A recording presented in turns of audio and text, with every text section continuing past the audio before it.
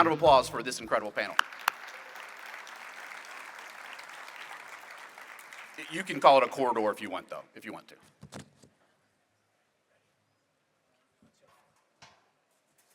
All right, so we have another one of these panels that when you look at their bios, it's amazing. We would spend all day going through their bios that's in your printed material, and when you get a chance, look at that. But I've got a little background information you might be interested in.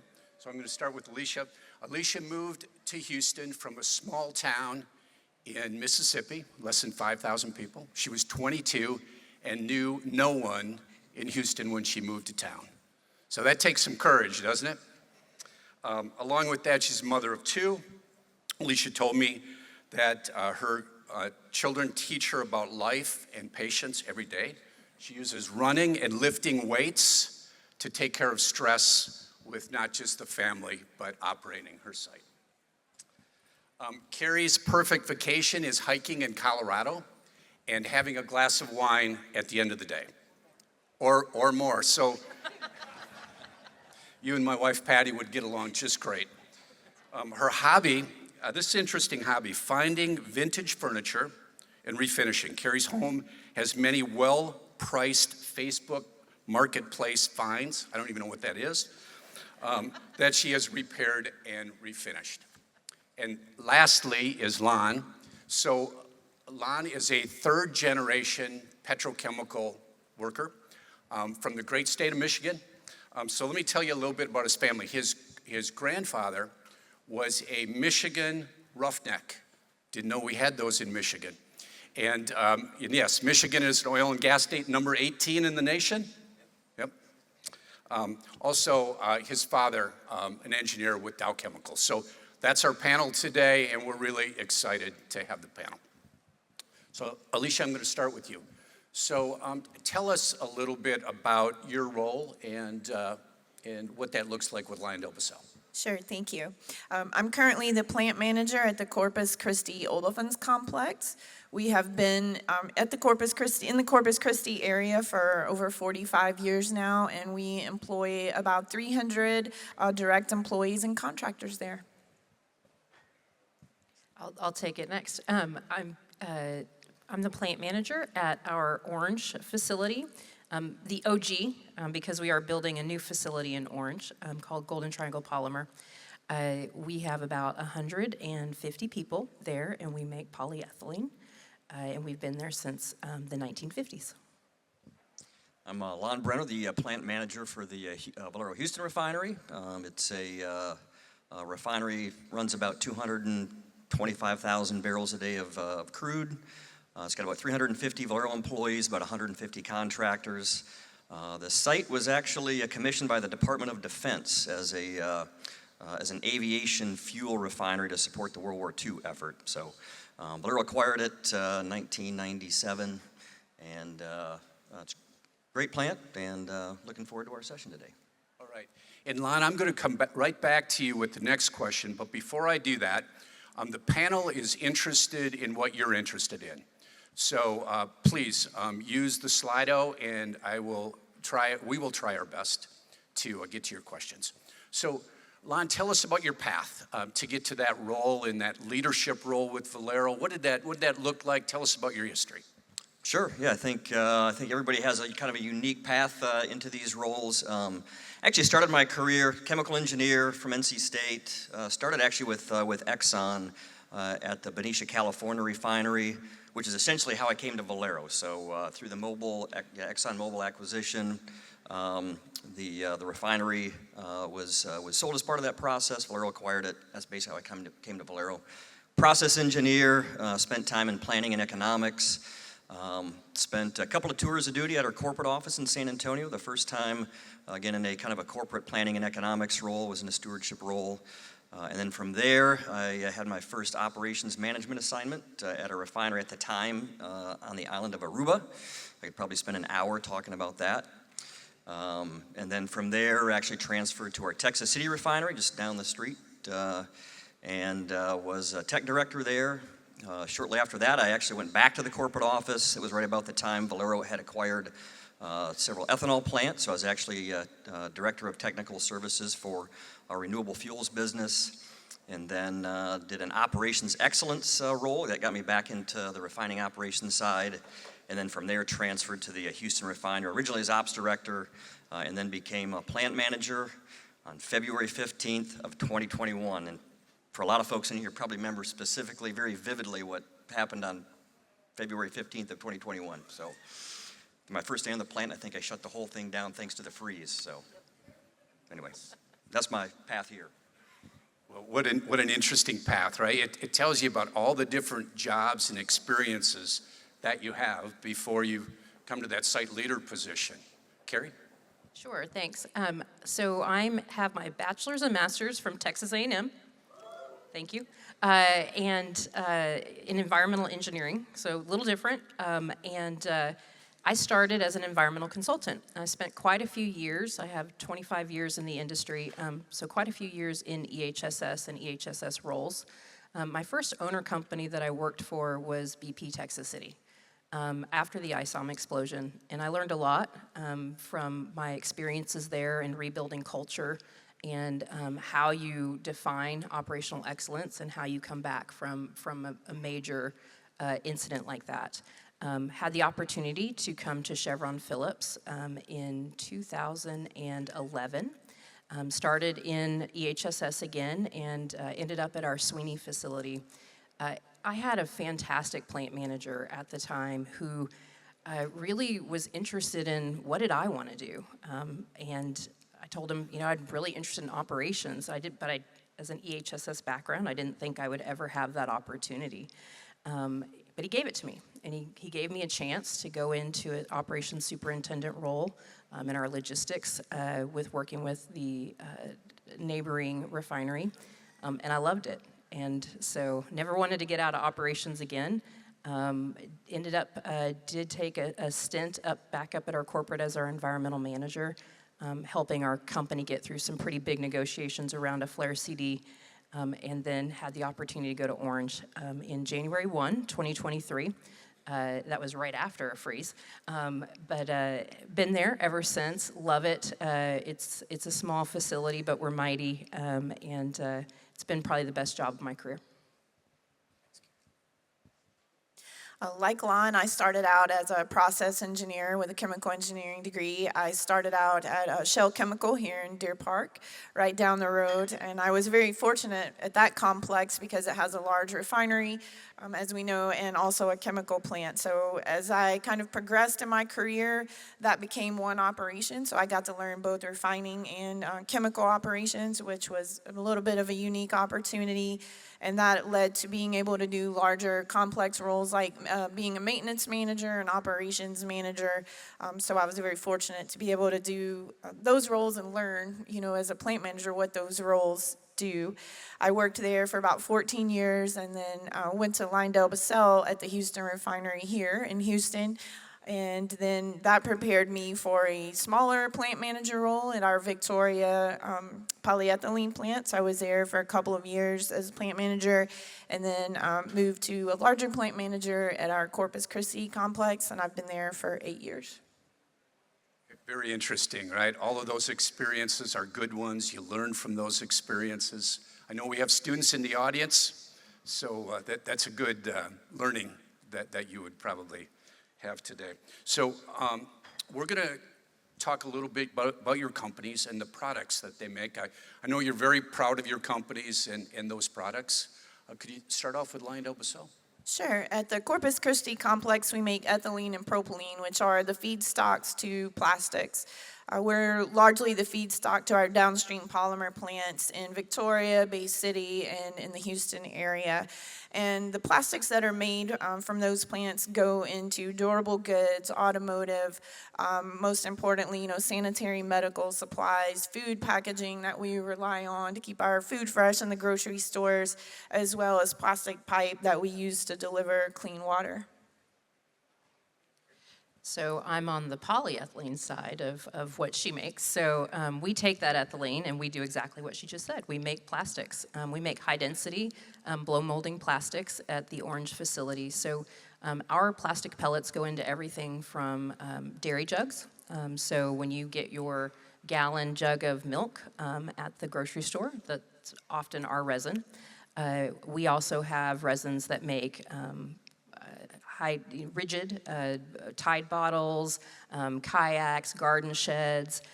One of the things I think is really interesting is one of our resins goes into what's called polywood. So does anybody here have some outdoor furniture that looks like wood? It's heavy, but it's made out of plastic. Anybody? All right, cool. Thank you. That's our resin. But, like Alicia said, although plastics has been getting a bit of a bad rap, and that's more about managing plastics, it's really important to our safety every single day and our health.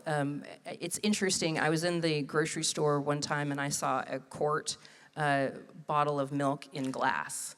And I was asking a lady that was putting one in her cart, and I said, why are you buying it in glass? It's more expensive and it's smaller.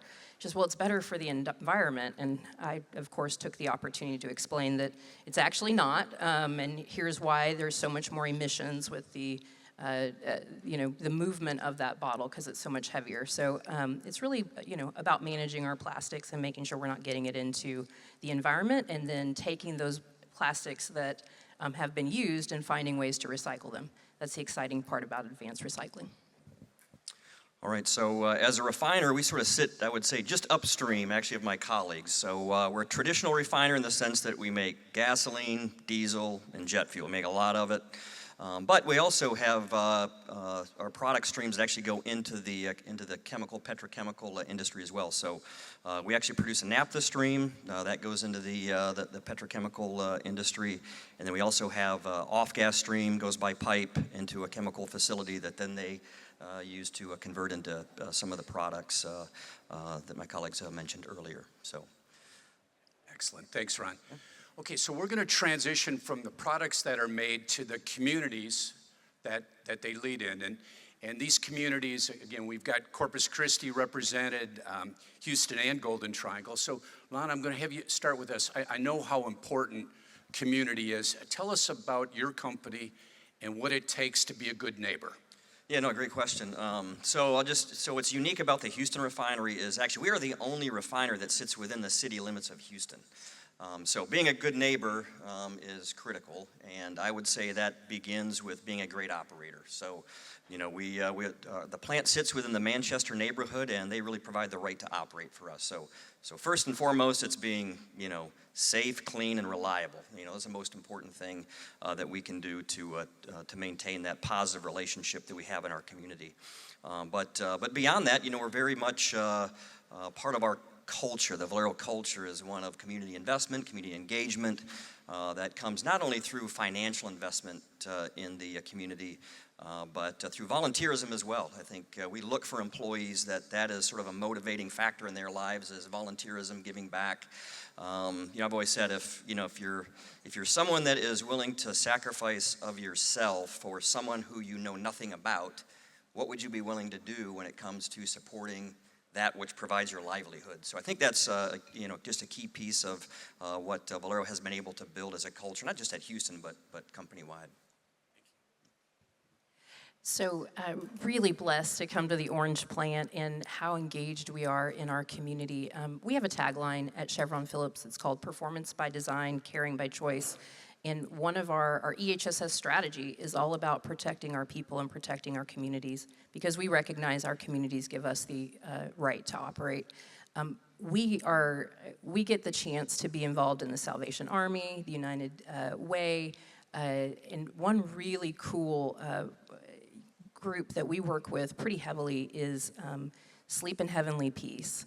And it is a foundation that actually goes out and builds and delivers beds to kids that don't have one. So kids that are sleeping on the floor, kids that are sleeping on couches. So with the Orange plant, and this was a really fun one for our plant because it gets everybody involved. We can do everything from go to the warehouse and cut the cut the pieces, right? All the pieces that we need to build the bed, and then we get to deliver those beds and put them up, and then we leave them with a built bed, with a bed in a bag, so it's all already made up for them, and just the excitement on these kids' faces is so meaningful and so touching.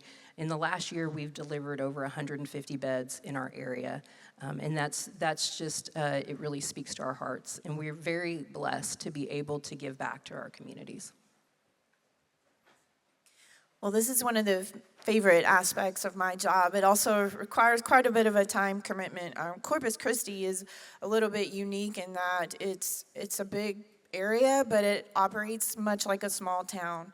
And so relationships there are everything. And in that area, they place a lot of value on knowing who the plant manager is, feeling like you're accessible, feeling like they can raise concerns to you or questions.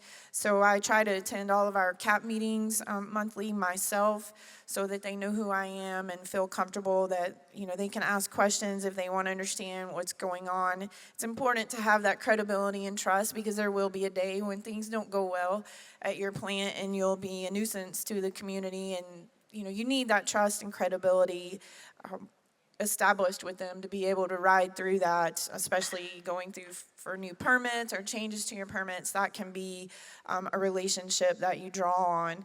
Also in Corpus, because I serve on the board of directors for United Way. I'm actually currently the president of that, as well as our bays and estuaries. You get to interact a lot with public officials and other community leaders, and when you need help kind of outside your company for something, you'll draw on those relationships, so they're very critical. As well as right now we're in a water crisis in Corpus Christi, and so the relationship with our industry partners is very vital right now. So as a community of plant managers, we all work very closely together to deal with common problems. Isn't it interesting, whenever you talk to a site leader and you ask them about community, they have a big smile on their face because they are engaged. And I work at a community college, and I'm very blessed that it's community, and in Houston and the entire Texas region, we do a really great job of that. I want to talk a little bit about workforce. So, Alicia, maybe you could start us off with what's important to you, workforce. What are you looking for? Strengths, weaknesses. Where are you at with that? Sure. I mean, the technical skills are a blessing if they come with that, but that's something that can be taught, right? Really, I think what we look for at OIB is the ability to work in a team and be collaborative with people at every level of the organization, not just managing well upward, but also being able to work well with the hourly workforce and get along with people in teams when you need to solve problems. We feel like the rest of it we can kind of train on the job, but that inherent collaborative skill is something that we're always looking for. Agree with Alicia. Also looking for that extreme ownership and wanting to engage even when it's 2 a.m. in the morning or a Saturday. I love a question that came in on Slido. What's the biggest workforce issue you face? One thing that we have really been working through in the last 3 years is some significant turnover. We've had about 60% of our staff turnover, and part of that is because we're building a brand new plant next door, and that's a great opportunity for our folks to get a chance to see the new, shiny, big ethylene, polyethylene facility, and it's an awesome opportunity to bring the orange culture into that plant. But it leads a lot to a lot of difficulty in knowledge transfer around workforce, and making sure that you have folks that are willing to learn, that you have a good way to do that knowledge transfer.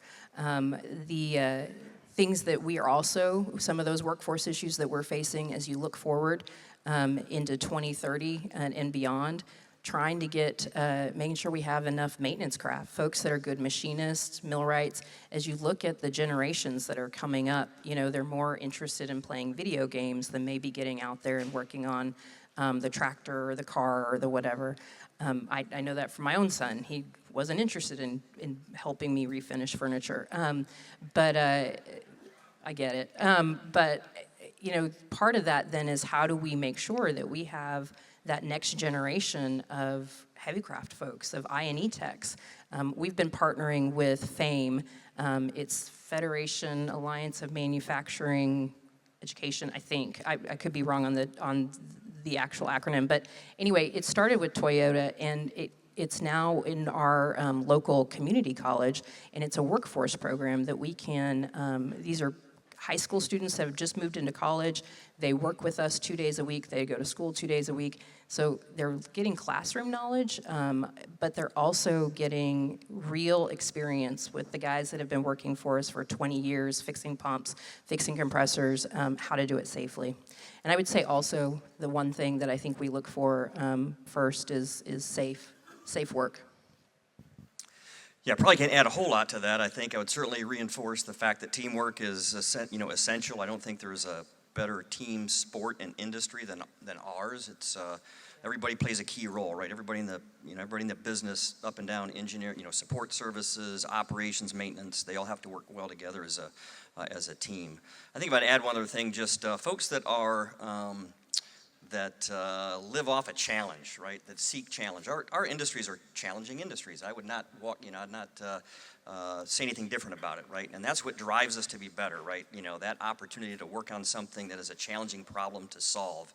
And if you look at our industry over time, it's amazing how much it's improved on all fronts: safety, environmental, reliability.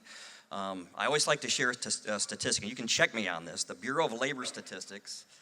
The recordable injury rate is about 0.6 for us. That's the number of injuries over 200,000 man-hours. So it's about 0.6 for our industry as a whole. You are more likely to receive a recordable injury by working in a library than you are by working in our industry. That's how safe it's become.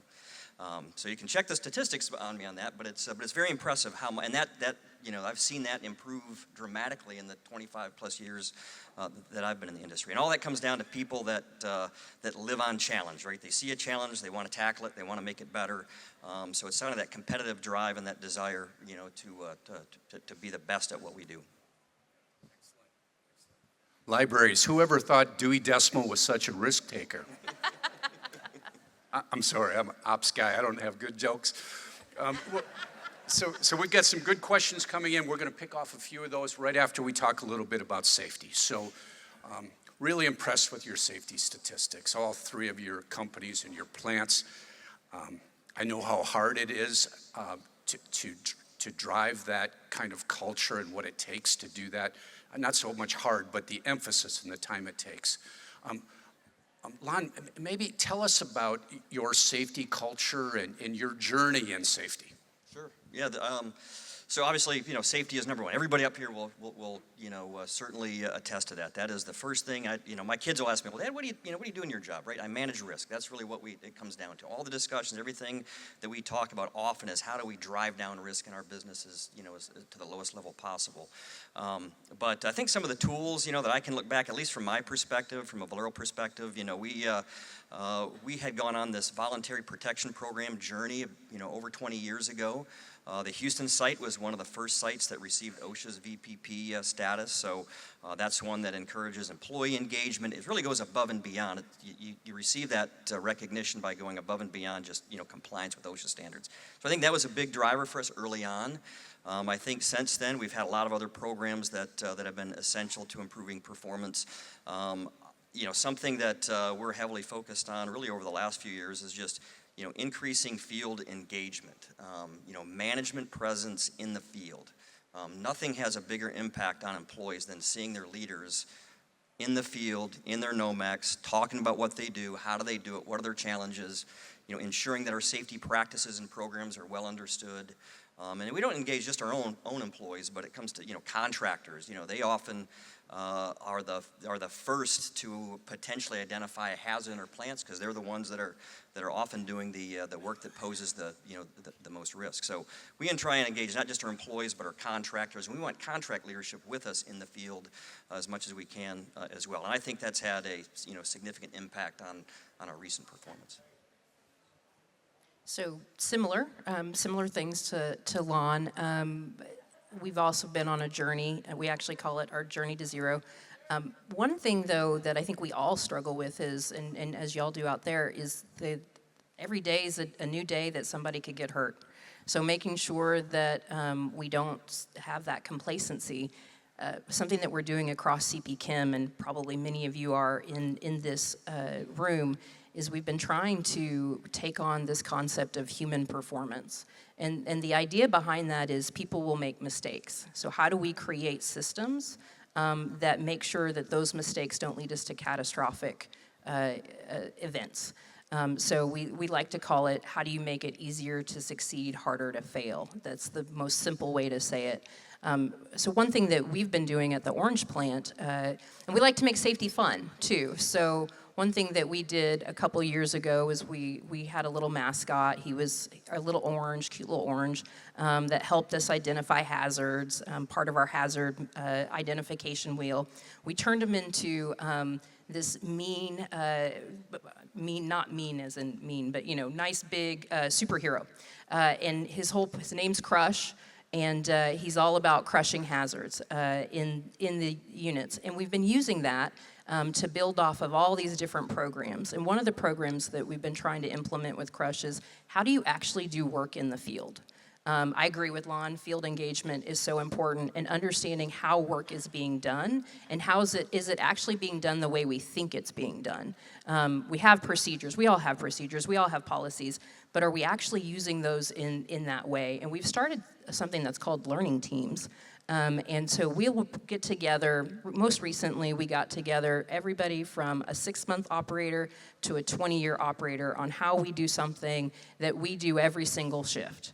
And we were kind of surprised that everybody looked at that procedure a little bit differently. And so it was a great opportunity. It was a safe room. Nobody was going to get in trouble for how they implemented the procedure, but we learned a lot in that space of how each one of those folks actually implemented the procedure, and we were able to come out of that experience with a better understanding of what PPE was needed, the better understanding of how we identify the different pieces of equipment in the procedure, and really try to make it safer. Very similar to my colleagues here, LYB has a culture called the Goal Zero, which has led to a very impressive occupational safety performance over the last several years. And Goal Zero is about believing that it's possible to achieve zero incidents, but it's not necessarily that you won't ever have errors. And like Carrie talked about, we are now taking that to the next level where we're looking at human and organizational performance. And that mindset is really focused around understanding errors will happen, they're inherent. And it's looking at, along with the people that are closest to the work, what errors exist in our systems that need to be eliminated. And it focuses more on systematic error traps and less on kind of a person making an error and focusing on discipline that person or possibly driving them out of the organization. It causes you to look at yourself as a leader and think about what systems do we have here in place that could be leading to an error trap for someone. So we've really had a lot of good learnings in taking that approach, and that has actually helped us improve our process safety performance along with a better performance in occupational safety. Well, I see a lot of our contractors out in the audience today. I'll take this opportunity from the plant managers to thank y'all for working so safely in the plant. I don't think y'all realize that we have as many contractor hours in our plants as we have owner-operator hours. We could not run these plants safely with our contractor base, and Texas has the best. So thank y'all. I recognize a number of y'all out in the audience. Also, I want to comment with our petrochemical training center. We have 77 courses. And so across a year, tens of thousands of class sessions, and they start with the safety moment, initially by the faculty member one day, and then the students do that. So they start by kind of learning their speech and being able to communicate and be able to learn safety, and they do that every day. And that was a best practice that we learned from y'all, so thank you. We know it's a cost-competitive business. You have to work on that every day. And how do you work to make your business more efficient? Alicia? Well, at LYB, we have a value enhancement program that we've been focused on for the last few years, and that program is really around getting ideas from the people on the factory floor that are closest to the work that can improve our value, our profitability, sometimes for nothing. Sometimes there might be no investment required. It could be a work process change, a digital tool that can improve efficiency, anything like that. We're very focused on that right now with kind of the current economic environment. We're very focused on what are things we can do to improve our value or create value with little capital investment or expense. And we've seen great returns from that program just by asking the people who are closest to the work to give us ideas. So we have a similar program at CP Chem. We call it Performance by Design. And we've taken that a step further this year, and instead of just every idea that could come in, which is important, but really focusing our efforts in some very specific areas. Some of that is around making sure that we're reducing our unplanned lost pounds. Some of that is improving quality, and we have a variety of focus areas. I would say one of the things that we've really been working on as a company this year is trying to prioritize the highest value work. And then also making, in that space, let's move off low value work and make sure we have time for folks to really focus on if you've got a complex change that you're struggling with on meeting quality specs. How do we get all the right people, not just at your plant, but our senior engineers that are part of our global engineering group? How do we get all of those folks together to solve those big projects, big problems? I will say I've been so impressed with all of our sites this year in this process, these concept around improvement teams, whether it's reliability or quality. We've really made some major efforts and major progress on solving some of those really complex challenges with very little investment, and helping us get to better profitability for the sites. Yeah, I think, being in the refining side, it's definitely a commodity business, so being the low-cost producer is, essential. And, the reliability of the plant is probably the most significant factor in maintaining a cost-effective position. So when the plant's not running well, it's shutting down, you're consuming more maintenance dollars, it's not as energy efficient, you're having to make repairs. So there's always been a focus on being reliable and improving our reliability. I think in the time that I've been at the Houston site, when you get down to it, it comes, dollar cost per barrel, right? So keep your costs down and run more barrels, right? And reliability kind of helps both of those. So we've done some expansion at the plant. About 10 years ago, we doubled the capacity of the plant, throughput capacity, and now. We've kind of shifted now to that focus on reliability investments, looking at infrastructure, right? So, like I said, the Houston refinery was built in the 40s, so, the plant needs, investment to be renewed. So whether it's cooling towers or electrical reliability, right? That's a, big discussion, I think, in the industry. So all of those infrastructure things that are essential to maintaining a reliable plant, that's been a significant focus for us. So a lot of questions are coming in around artificial intelligence. I'll defer that because we actually have a panel that will be discussing AI, but I will comment that this industry, through distributed control systems 50 years ago, put a lot of AI in our plants. So in many ways, right, Valero, Chevron, Phillips, Lyondell are leaders in that AI space. I'd like to take another Slido question. What's the best piece of advice you could give someone that wanted to get in the process industry?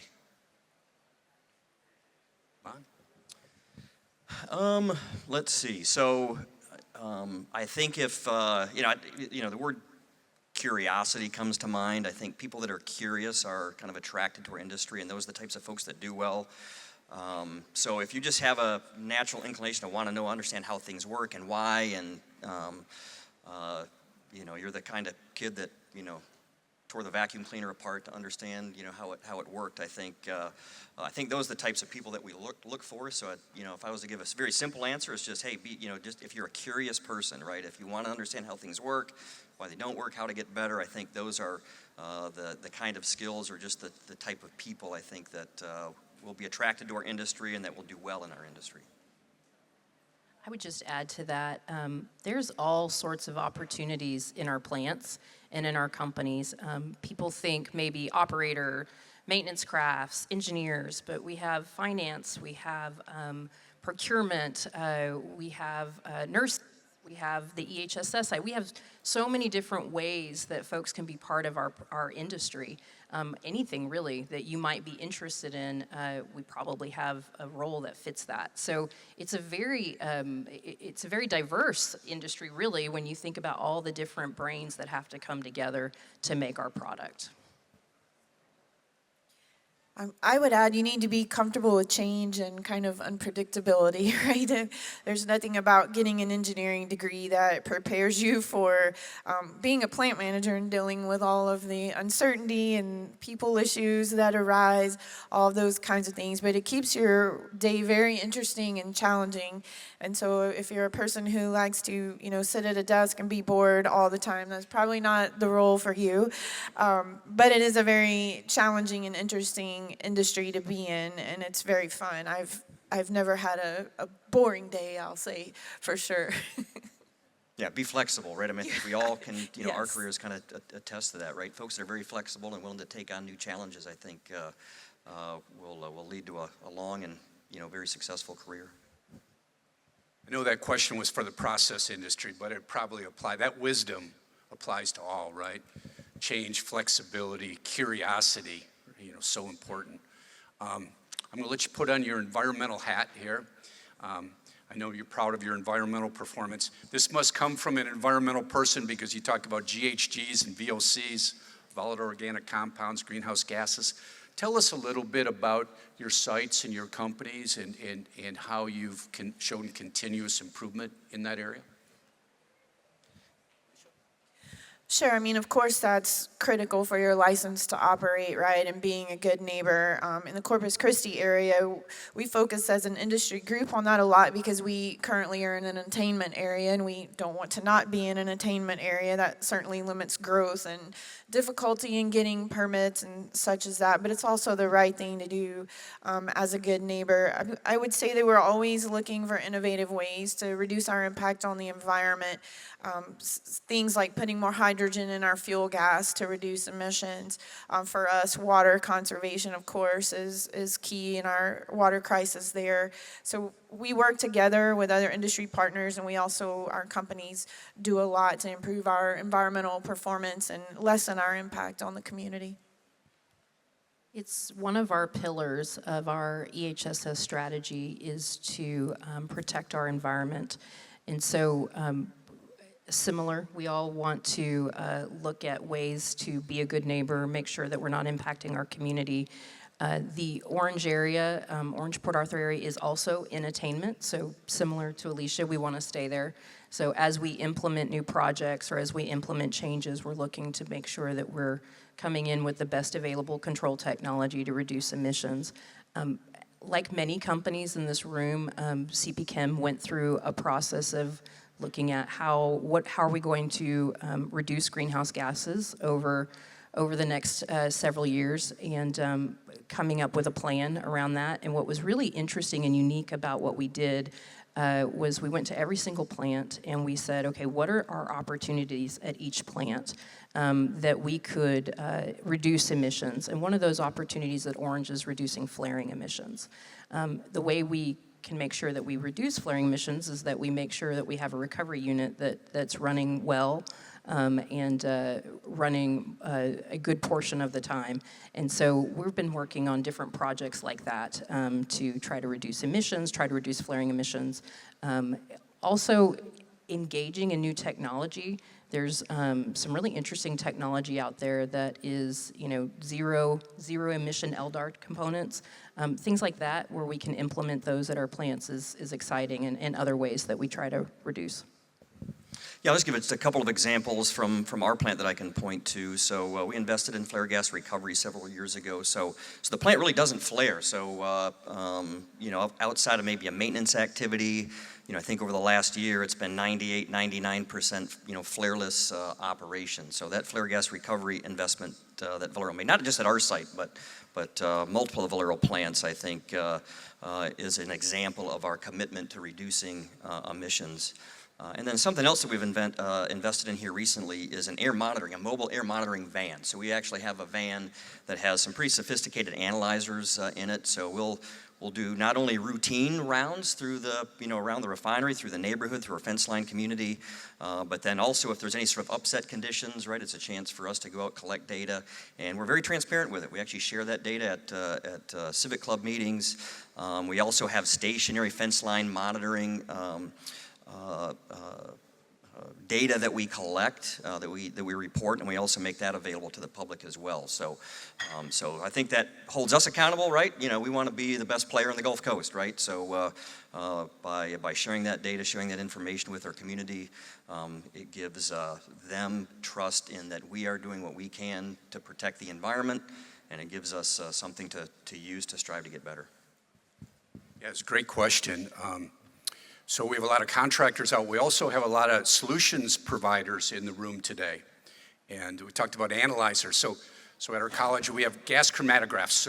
So if you're not familiar with what that does, so if you're driving up to Aggie Land, I've got 2 Aggies in the group, I've got to say that drives a long ways, right? It's 1 inch in the drive, right? So they can measure things at really low parts per billion, right? So these solution providers help us with that. So we've got the 2-minute warning from Chad, so I'll be quick with this last question. So there was a number of questions about the industry, and we have cyclicality in the industry, right?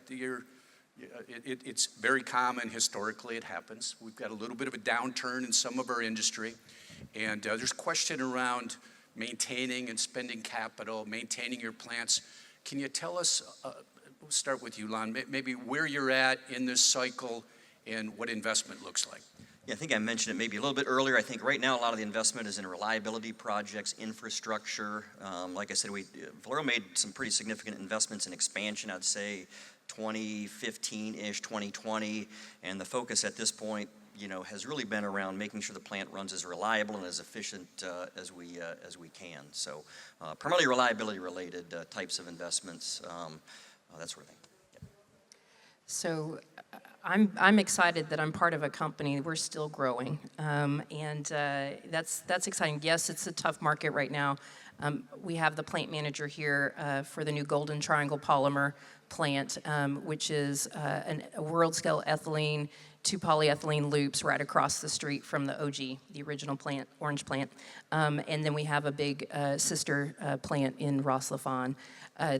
At my own facility, we're very much like Lon, trying to work through making sure that what we're investing in is driving the bottom line. So reliability improvements, anything that we can do to get a little bit more pounds or a little bit better quality out of the reactors that we have. At LYB, we are continuing to invest in our chemical recycling technology, which is where we convert plastic waste back into feedstocks for our crackers. That investment is going on in our Wesseling, Germany right now. In the U.S., we're shifting our capital more to, as Lon said, safety and reliability of our current assets. That's called the Grow and Upgrade the Core pillar of our strategy, and that's largely where we're focused there. For Corpus, we really don't have water to grow at the moment, so I'm happy to continue those capital investments to make our plants safer and more reliable. Okay, excellent. So that message is continue to invest on priority projects and priority activities. I see we're out of time. On behalf of the Economic Alliance, I want to thank you all for your time. I know how busy you are running sites, and what a privilege it is to be your moderator. Thanks. Thank you very much.